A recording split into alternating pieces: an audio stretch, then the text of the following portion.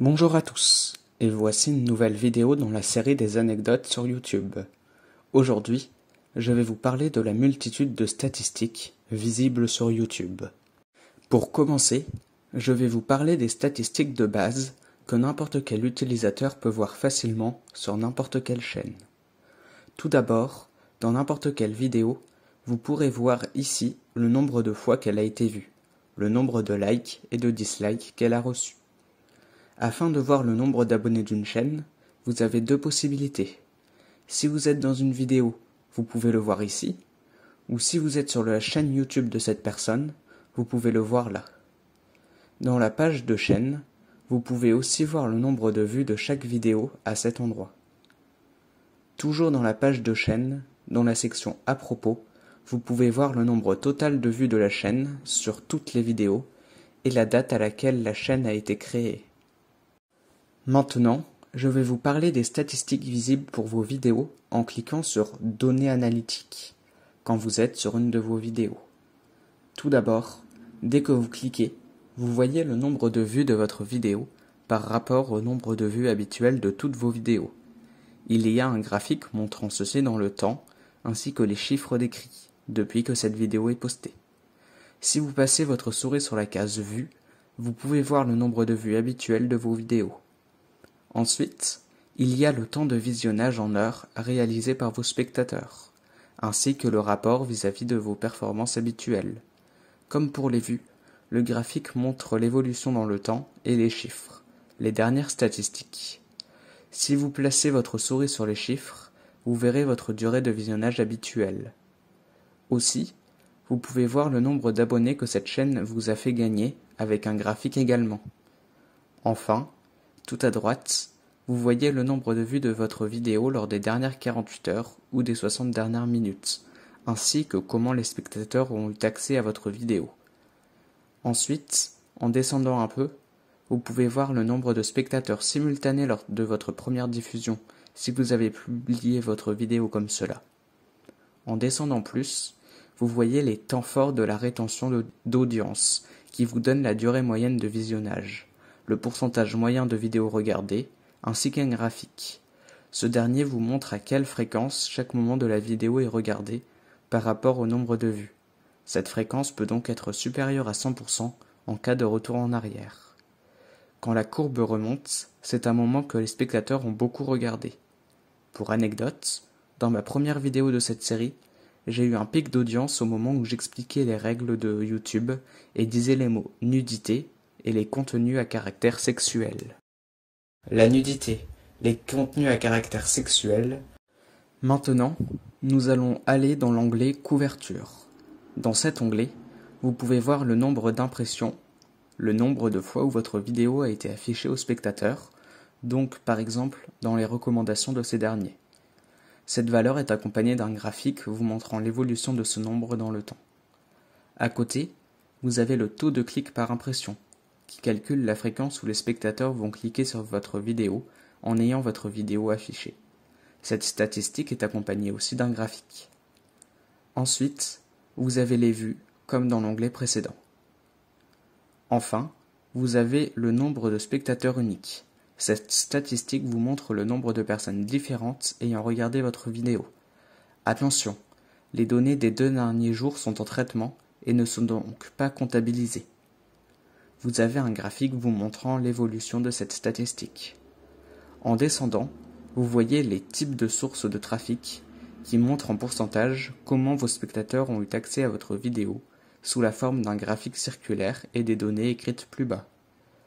À droite, vous avez les impressions et manières dont elles ont contribué à la durée du visionnage qui a la forme d'un entonnoir.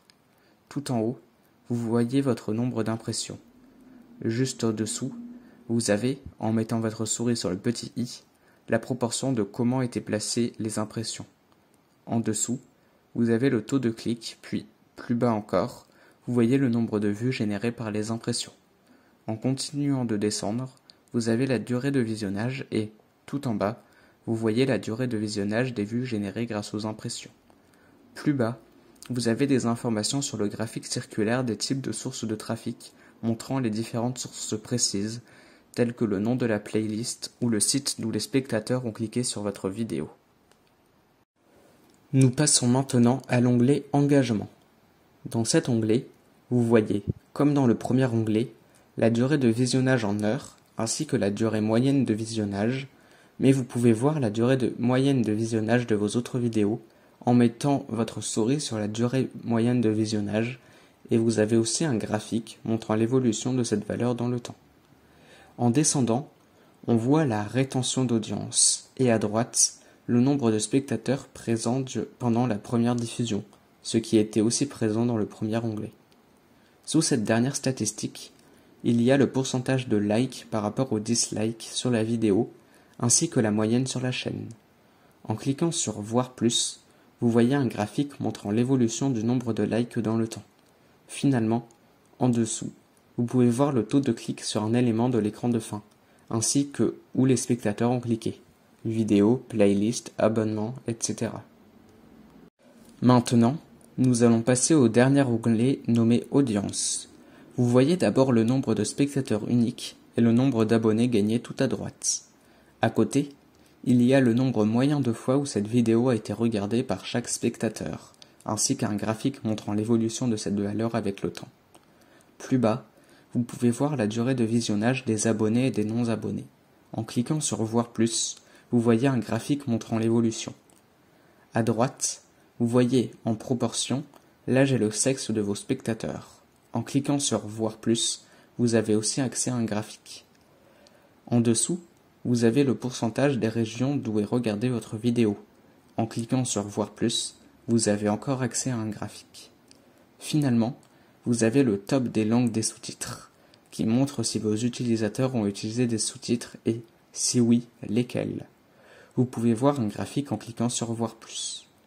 Pour toutes ces données, depuis le début des données sur les vidéos, vous pouvez modifier la période observée en choisissant dans le menu déroulant en haut à gauche.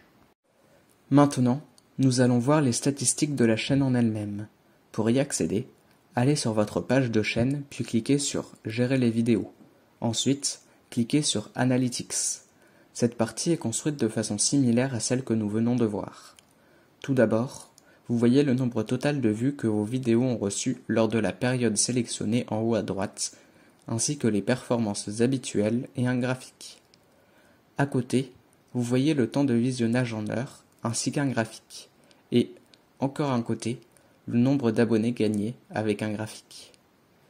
En dessous, vous voyez vos vidéos les plus populaires pour cette période. En cliquant sur Voir plus, vous voyez un graphique comparant toutes vos vidéos. À droite, vous avez votre nombre d'abonnés, ainsi que votre nombre de vues sur les 2 derniers jours en temps réel, ainsi que les vidéos les plus regardées sur cette période. Juste en dessous, vous avez vos vidéos les plus récentes, avec quelques statistiques. Dans l'onglet Couverture, les données sont les mêmes que pour les vidéos, donc je ne vais pas m'attarder dessus. Dans l'onglet Engagement, vous avez la durée de visionnage ainsi que la durée moyenne de visionnage. En dessous, il y a vos vidéos les plus regardées avec leur temps de visionnage en heures et, à droite, vos vidéos les plus regardées par écran de fin. Finalement, en descendant, vous avez le top des playlists, les types d'éléments d'écran de fin les plus performants et le top des fiches. Tout cela est bien sûr accompagné d'un graphique, en cliquant sur Voir plus. Je ne m'attarderai pas sur cette donnée car, sur ma chaîne YouTube, il n'y a rien dessus. Finalement, dans l'onglet Audience, vous voyez votre nombre de spectateurs réguliers, votre nombre de spectateurs uniques, ainsi que votre nombre d'abonnés gagnés, accompagné du taux d'augmentation de cette valeur par rapport au reste du temps et d'un graphique. Plus bas, vous avez les périodes où vos spectateurs consultent YouTube.